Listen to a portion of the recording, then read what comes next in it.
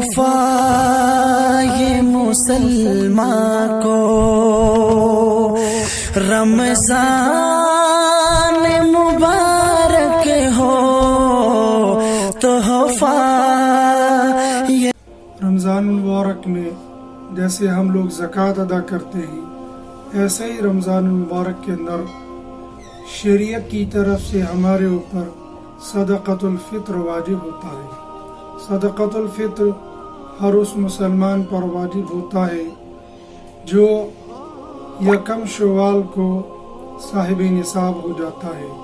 صاحب نصاب جس کے پاس 52.5 تولہ چاندی کی مالیت یا 52.5 تولہ چاندی ہی ہو، وہ آدمی صاحب نصاب ہو جاتا ہے.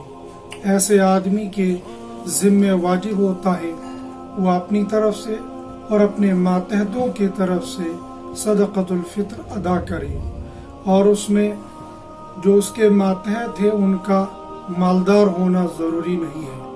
اس کے ماتحت میں اس کی اولاد آتی ہے، اس کے بچے آ جاتے ہیں، اس کی بیوی آ جاتی ہے. اگر والدین بھی اسی کے ماتحت ہوتے ہوں، یعنی وہ کماتے دماتے نہ ہوں، اس کے ساتھ رہتے ہوں، ان سب کی طرف سے اس آدمی کو صدقۃ الفطر ادا کرنا واجب ہوتا ہے. صدقۃ الفطر کتنا ہے؟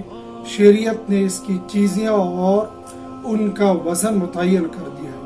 شریعت میں صدقۃ الفطر میں 4 چیزیں بتائی ہیں: ایک گیہوں، ایک جو، ایک کھجور، ایک کشمش. پھر ان چاروں کے اوزان متعین کر دیے ہیں. قیمت متعین نہیں ہے، وزن اور ویٹ متعین کر دیا ہے. گیہوں اس کا وزن ہے 1 کلو 750 گرام، اور کھجور اس کا وزن ہے 3 کلو 500 گرام، کشمش 3 کلو 500 گرام، جو 3 کلو 500 گرام. چونکہ ان چیزوں کی قیمتیں بدلتی رہتی ہیں، حالات کے ساتھ، مقامات کے ساتھ ان کی چیزیں گھٹتی بڑھتی رہتی ہے، لہذا شریعت نے ان کے اوزان کو متعین کیا، وزن کو متعین کیا، ان کی قیمت کو متعین نہیں کیا. حالات کے مطابق، علاقے کے مطابق، جہاں پر جو وزن جو جتنا ہوتا ہوگا وہ اس کو دینا پڑتا ہوگا. ہر بندے کو وہاں تو دیکھنا ہے کہ گیہوں یا گیہوں کا آٹا 1 کلو 750 گرام اس کی قیمت کتنی بنتی ہے وہ دے دے. سہولت کے لیے حضرات علماء کرام قیمت بتا دیتے ہیں تاکہ دینے میں آسانی ہو، اور فقیر کو جس کو ہم صدقۃ الفطر دے رہے اس کو اس کا زیادہ فائدہ ہو.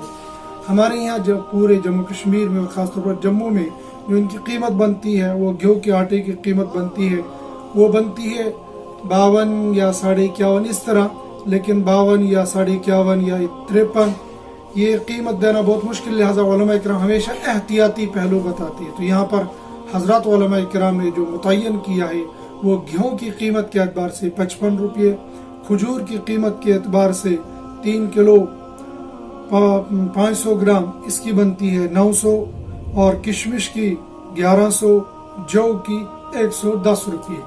اچھا، اب یہاں پر کچھ لوگ بس 50 روپے 55 روپے اسی کو لازم سمجھتے، اتنا ہی دینا، اس سے زیادہ نہیں. جیسے انسان کی حیثیت ہے، جیسا اس کے پاس مال ہے، اس اعتبار سے اس کو دینا. ہر بندے کو صرف 55 روپے نہیں دینے چاہیے.